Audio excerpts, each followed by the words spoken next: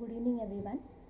A very warm welcome to all those who have joined us this evening for the first talk of the July Web Talk series conducted by ISLA Bangalore chapter. I am Maithili representing the chapter. There are 3 talks scheduled on each of the Fridays in July starting today. The common theme tying all the 3 talks is ecologically sensitive design solutions, where the focus would be on various facets of ecology and how a holistic understanding and integrating these aspects into our landscapes may lead to sensitive design solutions. The first talk is titled Regenerative Designs by consultancy named Ananas, which is a team of 3 members. They do ecological landscape design and work on harvesting water, creating forests, and designing whole systems for projects of various scales and domains. As they move about the projects, they follow a systematic process that involves a client and a community at every stage, and also dedicate themselves to teaching people about their land. Introducing the 3 members, Janani Mohan is a Permi with a design background from left. She completed a permaculture design course with Rico Zook and Navsanna Kapula in January 2017, and her vision is to use design thinking to integrate small-scale self-sustaining systems for people to create a lifestyle that is prudent and gentle on the environment. Kirimelli was born in London and moved with her mother and brother to India when she was 4. Upon completion of Bachelor's in Environmental Social Sciences at the University of Kent in England, she moved back to India, first doing urban farming and gardening workshops in Mumbai, and since 2014, she has been working on permaculture projects in and around Bangalore. She did a permaculture design course with Rico Zook and Nalsanna Kapula, as well as completed teacher training with Jude Hobbs. Himanshu Arti is a permaculturist with a background in sustainable architecture and landscape design. In the last 8 years, his fields of work revolved around low-cost architecture, landscape, and water management. From there, permaculture was only a natural progression. He works on rainwater harvesting and wetland restoration on Bangalore urban lakes with Biome and is a landscape designer for a forest. Himanshu has lived in Bangalore all his life and sees it as his zone zero. He feels responsible for its doing and undoing and dreams of bringing permaculture to its urban commons. I welcome all the 3 members of Ananas for this talk today, and over to you. Thank you. First of all, thank you all for coming. Thank you, Isola, for hosting us as well. So my name is Himanshu Arti, and with me, my colleagues and co-founders, Kiri Miley and Janani Mohan are also here. So we have a company called Ananas. Ananas is an ecological design company. We're based out of Bangalore. Simply put, we design living systems. So we also regenerate landscapes and revitalize communities by this method called permaculture. So permaculture is largely our tool that we use. So I'll just quickly give you a brief on what's going to happen in this presentation. First, we're going to talk about what is permaculture. Then we take you through a bit of our design process. We'll show you some of our projects that we've done, and the last 15 minutes are reserved for Q&As. Okay, we'll just wait for Kiri to come back. In the meanwhile, I'll just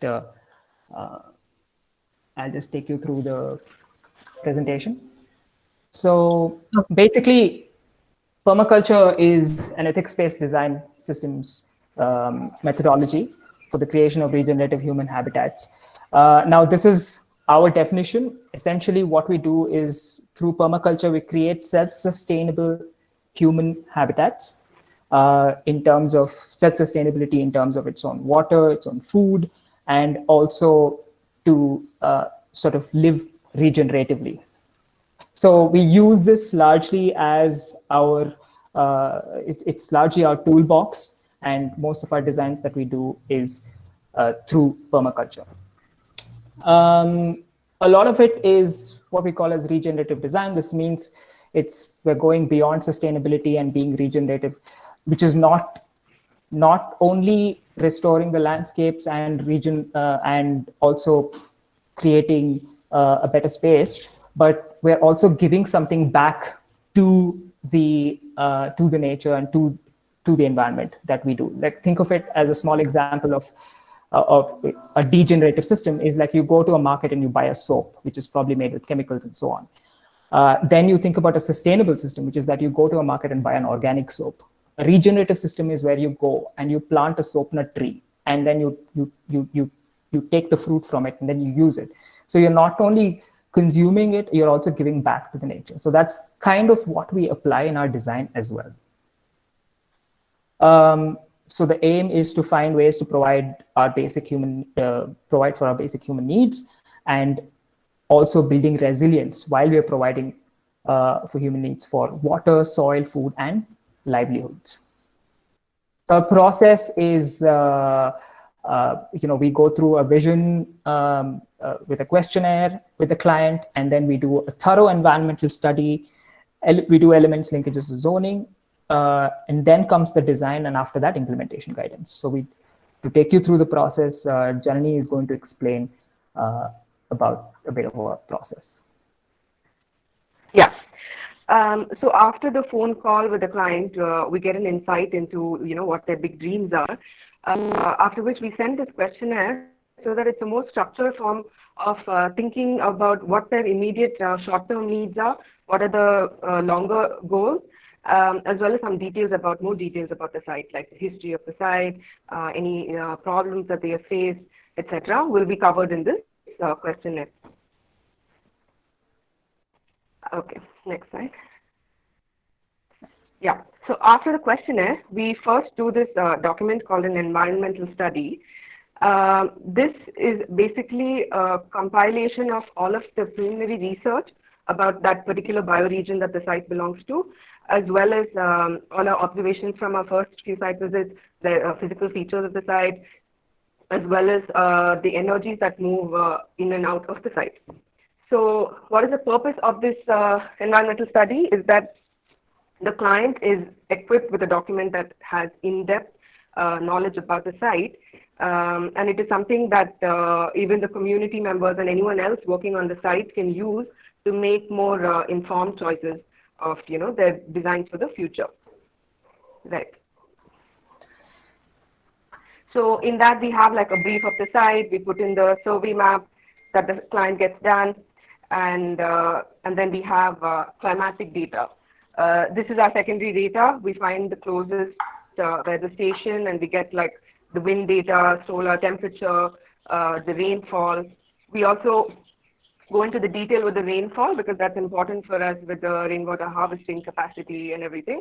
We look at the weather patterns for over a decade or more so that we are designing for catastrophe, right? So because we're shaping the land with large water structures, and so we need to be aware of the least amount of rainfall and the highest amount of rainfall the site has received in a day or over a year.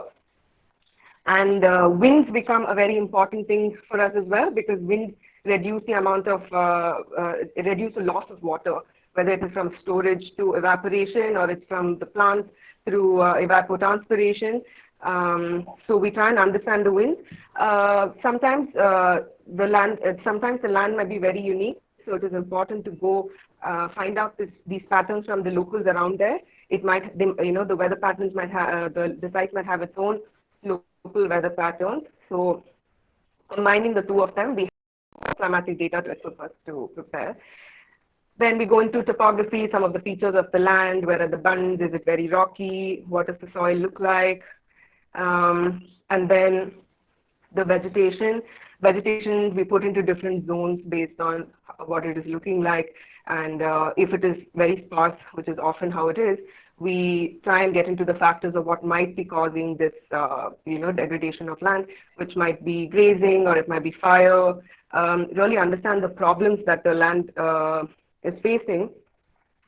And another thing that we do is, so if the client wants more information about the existing vegetation, we go and make a plant list where we have like the ecological significance of that particular plant. Otherwise, we skip that.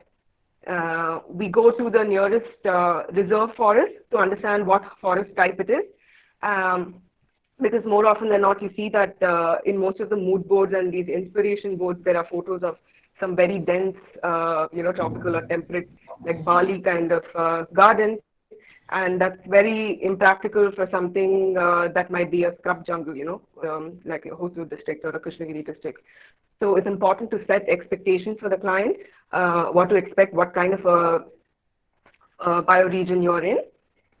And then we touch upon the fauna a little bit, where whether it is to see what we're dealing with, whether it is in terms of pests, or it's to provide shelter for some endemic creatures that are very important to that ecosystem, like birds and butterflies. Then we go ahead and give them a list of fauna that is found around there, and any host plants or features to attract and shelter them. If we're dealing with bigger guys like elephants, then we have different strategies to deal with them. But yeah, these are all to just reduce conflict, and nothing is a foolproof method of avoiding any encounter. Then we go into soil. We have some basic field tests that one can do without having to take a sample for testing in a center. These field tests will give us a basic understanding of how much organic matter, which is humus, is there in the soil, which is what determines the fertility. See if it's very clean, and based on that, we can place it as good for the pond, or the soil is better for planting. This is too rocky. We sort of like understand the soil we're dealing with there. Then we have sectors and flows, like I mentioned, the different energies that are flowing into site, so that we can tap into these energies and we can manage them better. Here we have the sun, winds, fire, wildlife, and these are all marked with arcs. So what we essentially do is we take the base map of the land, right, the survey map, we take a print, and then we overlay all of these studies done on tracing paper. So there's a series of tracing papers overlaid with these different studies, which will then help us place these elements based on, looking at the patterns and, feeding off what is existing and working for the land. We are able to then sensibly design for that landscape. So flow is also a sector, is also a flow, but water needs a more detailed understanding, right? So this water map we are able to do with the contour map, and then we go confirm it on site, see how the slopes are carrying the water, how's the erosion, where is it puddling, where does it make sense to put a pond, this really determines, where we put our buildings, so that we don't want to obstruct any of these bigger water channels, and etc. From there, we calculate our rainwater harvesting potential, whether it is on the site, the storm water, or if it's from built areas, how much water can we capture, how much can we store based on the use. We try and basically slow down all the water that is entering the site and infiltrate or store it based on the requirements. We do the regular elevation and slope analysis that I think everybody does to understand the slopes of the site. And last of all, we do a resource assessment, which is to see what is existing around the site that we can use. Because in permaculture, embodied energy of anything that you're trying to bring into the site needs to be as little as possible, because we want to tap into that local resilient knowledge that is already existing around that region. Whether it is people's skills, or if it's actual just materials, we try and do a proper assessment of it and use it in our designs. Yeah. So that's the environmental study. And after that, we go into elements. So from that, we derive the different elements that now the client wants, right? So with these elements, we do this exercise. I know it looks very confusing and very colorful, and you're like, what is this very confusing diagram? It's basically to understand the relationships between these different elements and how they're interacting with each other. So here, if you see, all of these elements have a little number next to them, which is the number of times that they are dependent or interacting with another element.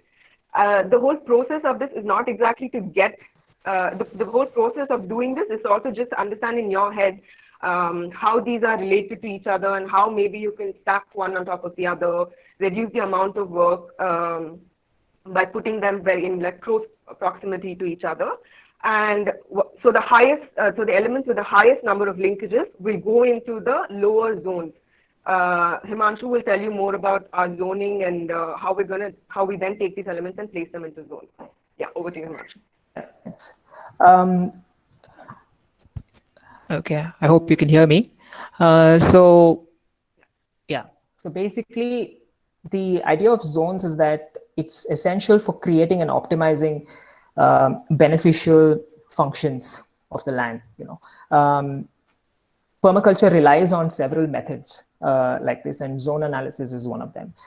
Simply put, think of placing the thing that you use the most close to you. Okay, like for example, zone 0 is the home, and then as the zone progresses, it goes from 1, 2, 3, 4, 5. The kind of interaction also reduces, and basically your high intensity zone is in zone 0 and zone 1. As the distance increases, it becomes a low intensity zone. Also, zone 5 becomes a more self-managed system where you don't have to put in too much energy, where you don't have to think about taking care of it on an everyday basis. Zone 0 is basically where you live. Zone 1 is where you visit frequently, and zone 2, zone 3 are occasional, and then zone 5 is just wild. So I mean, it's amazing how it's simple this is, but you'll be surprised like how people generally don't think about their zones, and yeah, this is like super useful in our design. So what we do is that once we have the environmental study, and once we have the vision, once we have elements and linkages and zones, etc., we put it all on paper, and we sort of do bubble diagrams such as this, and we then talk to the client about like what they think about this, and are they okay with this, and we also take them through the reasoning behind the studies, the reasoning behind the placement of these zones. So all of this is kind of done objectively to see what this looks like. Yeah, I know it looks kind of colorful, but it also signifies where, what's happening where, and so on. So finally, we come to the design. Design for us is like sort of the easy thing to do. Usually, what we learn to do in permaculture is that we don't try to jump into design at the first go. First, we tell the client that, okay, we need to do our studies first to understand what can happen where. We've had people come to us and say that, oh, I'm going to locate this pond like here, and where there's actually no water, or there's no chance of like getting water there, and it might take a lot of energy to bring the resources there. So without the understanding of the land, design can be difficult, but with all of these studies put together and layered, this becomes super easy. So this is one of our designs. So we use a lot of like colors, and we do a lot of work on paper first, and then we kind of color it digitally as we go forward. This was us explaining about zoning and stuff as it goes forward. Then how do we put our zoning on the map with the colors and everything? And we were talking a bit about the design. So this is what we're talking about. Anyway, what I was saying here was that this was the photograph that I was on, the image that I was on. So what I was saying was that we define these elements clearly in blowouts, and everybody should be able to understand the drawing. The drawing shouldn't be an intimidating one. So it should be clear. It should sort of communicate the information. And if they have any questions, they ask us. So this is a lake. We work a lot on urban common spaces and lakes and parks and so on. This is a lake in north of Bangalore called Tarahumse. So we've done the design for that as well. So everybody should be able to understand this design. One thing that we do is after the design is done, we give it to the client, and then we do an implementation guidance with them. So our interaction with the client needs to be extremely close, because permaculture is sort of new, and we want them to take ownership of their landscape. We want them to engage with us directly from the beginning to the end, so that they also have, so that they know exactly what we're trying to communicate. At the same time, they also understand the kind of hardship that it takes to work on the ground. So eventually what happens is that all the design and everything is communicated through this implementation guidance, and they're also kind of happy working with us that way. So I'll take you through some of the examples of our projects. So this is perma farm in Bangalore. This was about 3 acres. It was completely dry and flat, and the client wanted us to do some sort of wanted us to make this into a full-fledged permaculture farm and food forests and so on. So we started working on this, and then now it looks like this. So this is a perennial food forest mixed with annuals as well. So these are some of the pictures from this project. We also work on, like I mentioned earlier, we also work a lot on urban common spaces. So one of our rather favorite project is Jakur Lake. Jakur Lake, we've done a community food forest. When Jal Poshan, the trust that takes care of this lake, they approached us and said, can we do something here in this landscape? And this again was terrible soil. It was the dredged soil from the lake bed that was dumped here, and they wanted to do a community, some sort of a permaculture garden. So we decided, okay, let us do a community food forest where people could come and harvest the fruit and work on the garden and so on. So we slowly started working on it, and then now we have, now it's like completely green, and we have a lot of produce that comes from here as well. It's about 900 square meters, and this was, within almost less than a year or so, I think the garden just grew. So we got a lot of excess biomass from the lake, and you'd see that the lakes generate a lot of like water hyacinth and typha, and there's a lot of alligator weed and so on. So we kind of used all of that excess biomass to build soil on this on the sides of these lake beds. So now we get a lot of local perennial foods. We're also thinking of now donating all of this food to local Anganwadis to sort of get the produce also kind of goes to them, and people can, from the locals can come and work on the garden. So this is another project that we've done. This is about 100 acres, about 95 acres. This is Tamarind Valley Collective. It was completely dry. Farmers had kind of abandoned this place because they couldn't grow anything. There was no water, there's no borewell, nothing. So what we started doing was that we started doing the studies first. And this is us walking around in the nalas. Most of the time you would find us in different places on the land like this in the initial phases of the project. We're walking through the nalas, seeing where the erosion is, understanding erosion patterns, and so on. So slowly we started doing gully plugs, we started doing swales. We work on water quite intensively because water kind of works directly with generating microclimates as well. So, and with the studies and with the vegetation studies in water, we kind of combine that together. So we started slowly getting water, and we were able to harvest a lot of water and save water within the soil.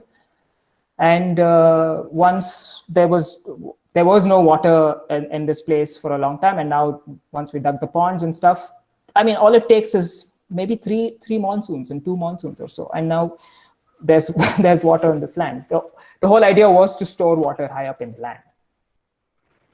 Now it looks like this. There's a lot of passive irrigation with swales and gully plugs and so on. And now the community comes. The community does an amazing job here. That's the other thing that we do. We involve the community directly in whatever we think. Otherwise, it'll just be, for people, it'll just be a ditch in the ground, for clients who don't involve actively. It's like, what have you done? But once we start involving them, they take more interest in these projects. So this is what the gardens look like right now. So this is Kunjuri again. We showed you the environmental study for this project. We started doing swales and infiltration basins. This is in Hosur, again, low rainfall region. One rain, and this is what happens. It's incredible the amount of water that you can store in your landscape. This is again in Hyderabad. This is called Arbor Road Estate. We dug a huge pond, and then within 2 rains, the entire thing filled up. So imagine the amount of water, amount of soil that's being eroded this time. And this is another project in BGD in Kundapur. And you can see Kiri for scale in that, in the picture on the left. And now it's filled up with water. It's incredibly beautiful, and the entire thing is filled up with water right now. This is another project in Belgium that we've done. There was a lot of erosion that was happening in this place, and we tried to contain that erosion with a lot of gully plugs and basins. And within like 6 months or so, now we have vegetation. Vegetation always follows water. So we have vegetation, and now it looks like this. So we work a lot with the community, and we're big on knowledge sharing. Kiri will explain more in detail about this. And over to you, Kiri. Okay, hi. Yeah, so basically, as Himanshu said, we work a lot with knowledge sharing and community building. So what we realize is that this work, even though we do it for a living, it's the kind of work that everyone should be doing, that we should be healing our land, we should be harvesting water. And the only way we can do this and build this kind of resilience is by working together and supporting each other and being open with the information that we have. And so we, through various means, we try to create community. So we, yeah, you can go to the next slide. In Jakur, for example, a community just kind of emerged here to create these gardens together on the banks of the lake. And we saw that quickly it wasn't only about gardening, but there was a lot of skill sharing, and it builds a lot of encouragement in people to see that they can actually achieve these kinds of things together. And we also share a lot of the information that we gather on projects such as this. We share on our website, and we put out whatever research and kind of information that we think is useful. We try to put it out so that anyone can access it, and anyone who has land can just call us. And we like to just as much as possible just enable people to the work that we do. And when we go to projects as well, like for example, this is in Coorg at the Pumale estate. You saw the design earlier. We really try as much as possible to find the people who are from the place, who live there, who are familiar with the land, who know the history, who can tell us stories about the land, so that then that way, whatever design we create for the place doesn't just stick out like a sore thumb, and that isn't nested then in the local ecology and in local society there. So it's very much about recognizing when it's time for us to stop talking and learn from other people, and recognizing the value of that exchange of information wherever we go. So yeah, you can go to the next slide. Now, this actually goes a little bit back more towards design. So one of the tools that permaculture offers us is these permaculture principles. Now, there are many different principles that one can follow.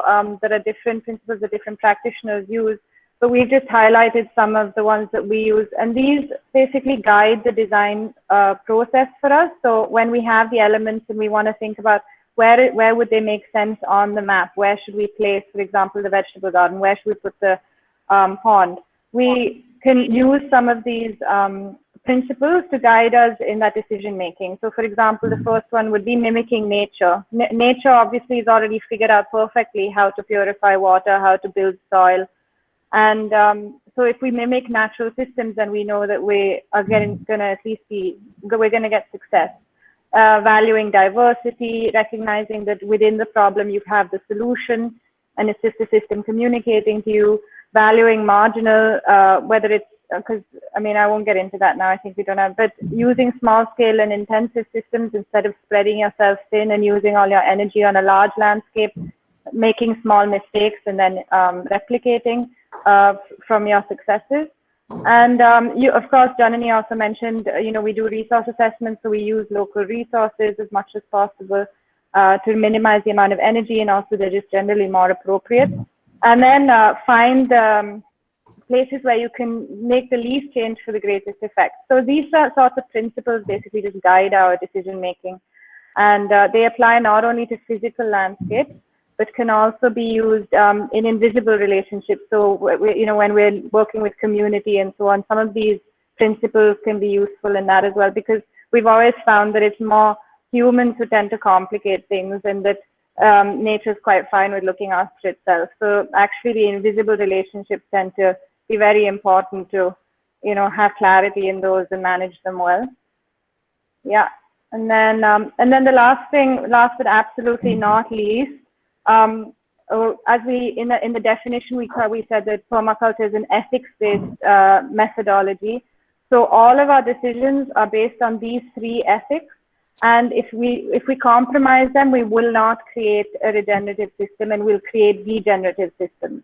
And so the ethics are care for Earth, care for people and self, and of course, fair share. Now, if you want to know more about the ethics and the principles, we have, you can go to our website. Yeah, you can go to the next slide. We have our journal posts. You can explore more about these different topics there. And we have one on the principles and ethics. So there's more, we go into more detail there. So thanks so much. Yeah, thanks for listening and watching our presentation. Thank you. Yeah. We'll take some questions now, I think. Yeah. Yeah. So we have one question from Sahana Deepa. So yeah, her question is, when you work on the sites with an existing water body, especially urban lakes, do you look at the water quality of the lake, and could you talk about some methods you have executed to improve it?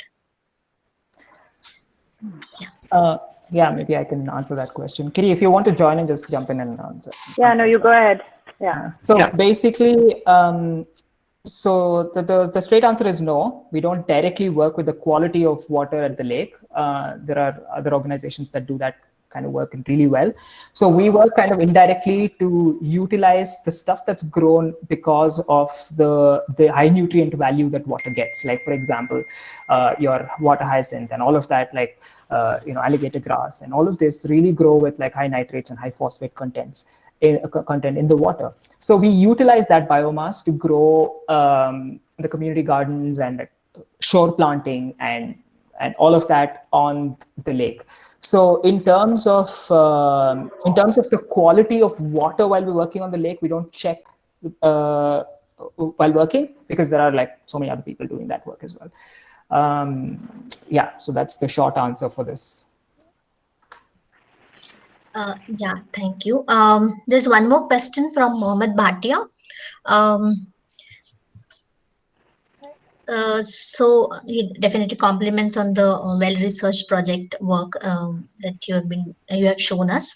So what are the data sources for all this research, and are there any software involved to generate data and for overlaying data for the analysis?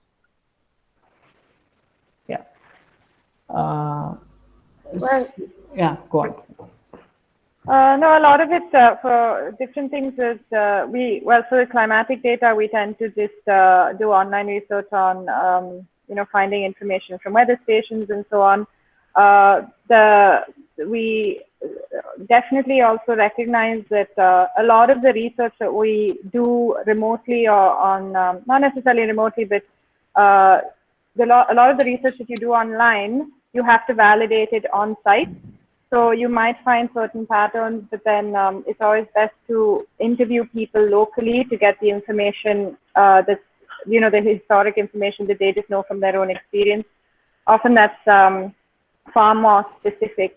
And we realize that each land has, even within the same region, might have very different conditions, like local winds and so on.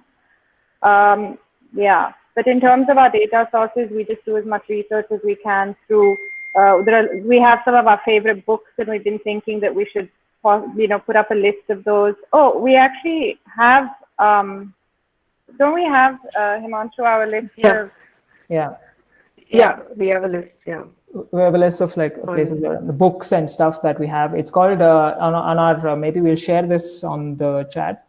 It's on our journal post. We've written something called Start Small and Start Now, where you'll find a lot of information about like where we get the data from and stuff like that. Just to add to Kiri's point as well, we encourage the client also to get a weather station. Weather station is not very expensive. Once they're working on their landscape, it's also useful for them to get that weather station so that they can also share the data to the other local farms and farmers and to designers who are working on this landscape. So a lot of it is that. And we also do a lot of interviews. There's a lot of questions that we ask the client.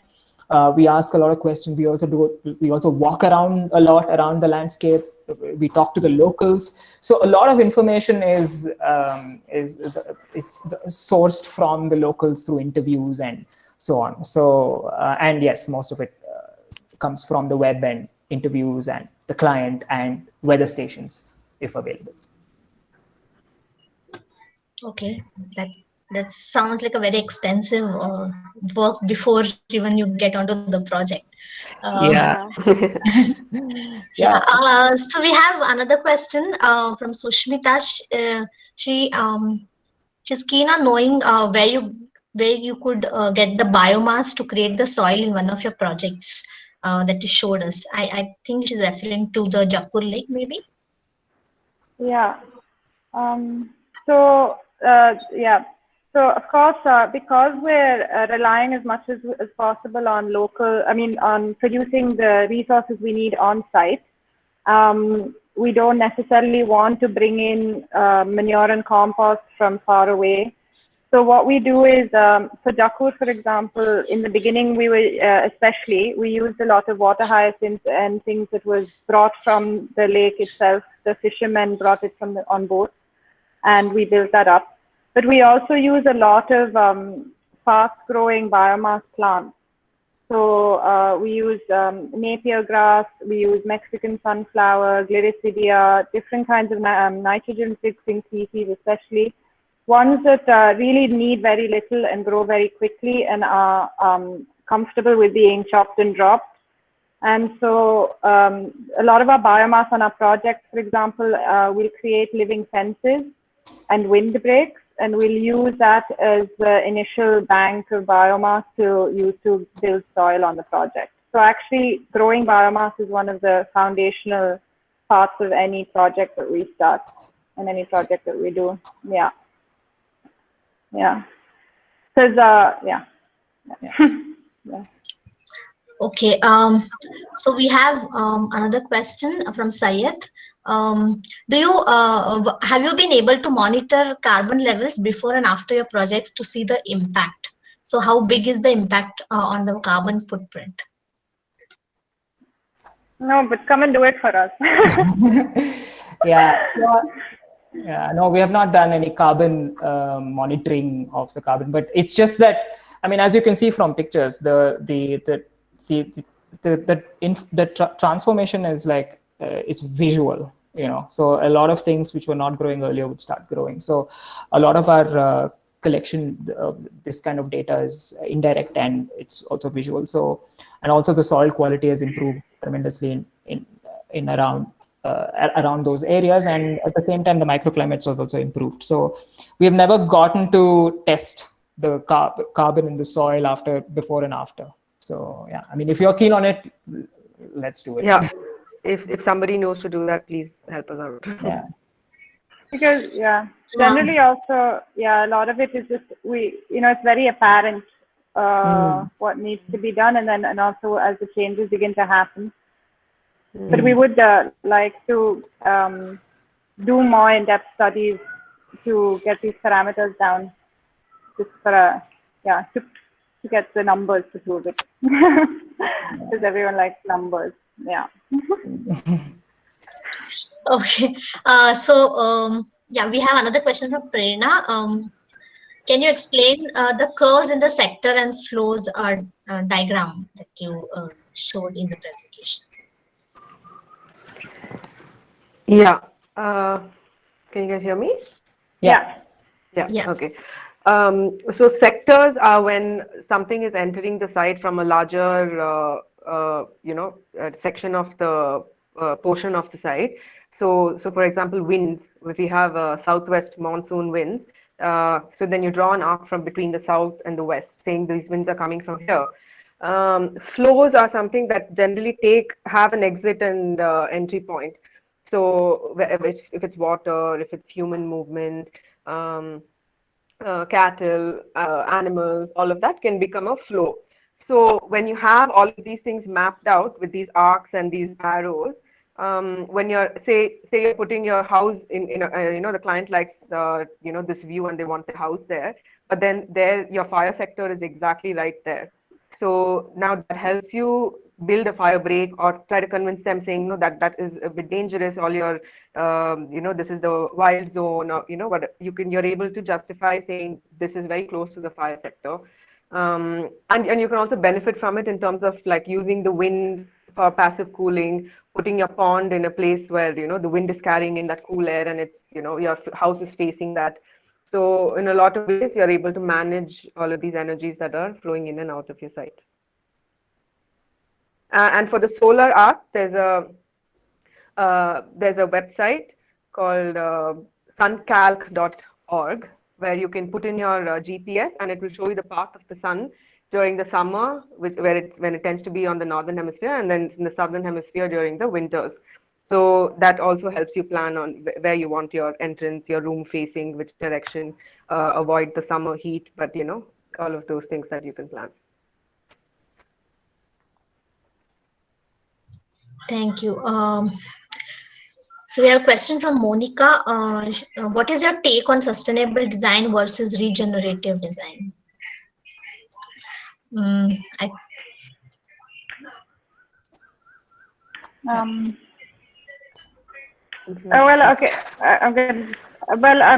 a bit of a tricky one to answer because everyone seems to have their own definitions often of the word of sustainable and regenerative. One thing, but the thing about regenerative design, the one thing that's important to us is just about really thinking as much as possible about how we're creating an ecosystem and how we're going to create an ecosystem that we can live in, but how is everything cycling back into itself? And sometimes you see design that might consider certain things and therefore be considered green, you know, because, for example, it's using something that, you know, is slightly less energy intensive, or but sometimes when you add all of those things together, you realize that actually there's a very high embodied energy to that structure or that design. And so it's hard to say because it depends on each practitioner and what it is that they consider to be sustainable. But as far as we've seen, a lot of things that are called sustainable are just about kind of carrying on in a certain way and just doing a little less damage. But what we're really aiming for is how can we heal the damage that's been done and then go one step further to create something that's extremely abundant and provides for itself and is resilient in that way, where eventually it doesn't even need any of us to do anything for it anymore. So, you know, Just to add to Kiri's point, basically regenerative design is also, like she mentioned, we're benefiting the ecosystem in a positive way, you know. So we're not just creating systems for humans, but we're also including the fauna, the flora, and everybody else who's dependent on the ecosystem is benefited by it. So we kind of think positively in terms of regenerative design. Just to give an example, it's like you may be using your recycled water to water your lawn. Regenerative design questions, do you even need a lawn in the first place? You know, it's like, can that system take care of itself? So how many systems can function by themselves so that eventually, like you mentioned, can it take care of its, can it, you know, survive by itself? So eventually your work is, you become a super lazy person. Your work is very minimal. You don't have to do much because you've sort of thought about it regeneratively. So sustainable design is just a cycle. It just goes on. All right. We have a lot of questions flowing in, but we have another 8 minutes. Maybe we can attempt 2 more of them, or we can take 2 more of them. Do you monitor the water quality of food in the water bodies that you create, and how? So the straight answer is we have not done it yet. We've not monitored the water quality. Again, like this kind of goes back to the earlier question. A lot of it is visual, and you know, you can see the water quality. When we talk about the water quality itself, the first thing that we do is through our environmental studies, the kind of studies that we do, thorough studies that we do in terms of, so we understand what is the kind of water that's coming in, what is the quality of the water that's coming in, what happens to the rainwater, and so on. So we are very well aware of the inputs to the system. So that way, we're kind of confident that, okay, you know, the water quality is okay. But on the other hand, if we feel like, okay, or if we know that there's a chemical input into that water, and if there are like heavy metals coming into that water, then we take necessary precautions to ensure, and we know that we are not going to grow edibles because there's a chemical input in that system. But so far that has not happened. Most of the lakes and the water bodies that we work on, the water bodies are on farms, so the water is fairly, we're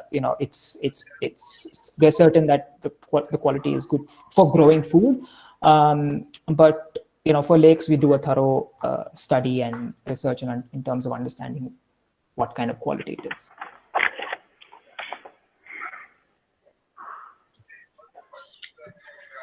Okay, and maybe you can pick one more. Do you work closely with architects for projects like residences for self-sustaining living? Do you think a deeper understanding is necessary at architectural design level as well? Yes, the quick answer is yes. We work very closely with architects. We work with Biome. We actually work with a bunch of architects, and the thing is, when we do our zoning, we also give them the feedback as to where to place the building. We don't get involved in the interior, the design of the building itself, but we involve ourselves in how is it responding to the architecture outside. So we don't design landscape and separately from the design of the building itself. How is the gray water interacting with the kitchen, and where is the kitchen placed, and what should be the should there be banana circles, or should there be a kitchen garden close by? It's like all these things we work closely with them to understand how our design is also responsive to the architecture. I think also for the most part, we've been quite lucky to work with architects who are quite ecologically conscious. But certainly, definitely, there have been cases where it's obvious that there needs to be more of this kind of whole systems thinking within architecture. There are many examples even now where, rainwater harvesting is an afterthought. And a lot of this stuff is kind of considered like some sort of niche thing that isn't really relevant to, just conventional, if someone wants a house, it's not really relevant, but then there's like this, it becomes like an afterthought. Yeah. And the problem with that is I've been part of a project where then things end up having to be literally, you have to retrofit, yeah. And it's so much more expensive. It's so much more effort. And if a lot of this knowledge was just in place right from the beginning, I don't know, I'm not an architect, so I don't know what is taught in architecture colleges. But if a lot of this information was already instilled in the beginning, then it would mean that a lot of work would be saved later, because you wouldn't be retrofitting and trying to fit in things into a house that's very fixed, So, but luckily for the most part, we've found that there are a lot of architects who are also very aware. They kind of come with the landscape first without the building to see how best we can integrate our landscape around the building. The built environment is kind of the systems, the ecological studies kind of govern the placement that goes on in terms of the elements that go onto the ground. So in that way, we've been kind of lucky working with like really good people that way. Yeah, we always are really happy when people contact us and the house hasn't been placed yet, hasn't been built yet. Yeah. And so then because we're working with the land, so then so then we can easily then fit everything around. Well, if the house is already there, then it's much harder. Yeah, usually it's much harder. Yeah. Or more work. Yeah. Yes. Yeah. Yeah. All right. Definitely, I think like-minded people need to be together when such work has to be executed. So I think we can stop taking the questions and can close the session here. Okay. Formally thanking the team of Ananas and taking out time especially and showing your projects and your work to us. We had good response definitely, and Thank you. we look forward for Thank more you. collaboration in future definitely. And all the best to you guys. Thank you very much. Thank you.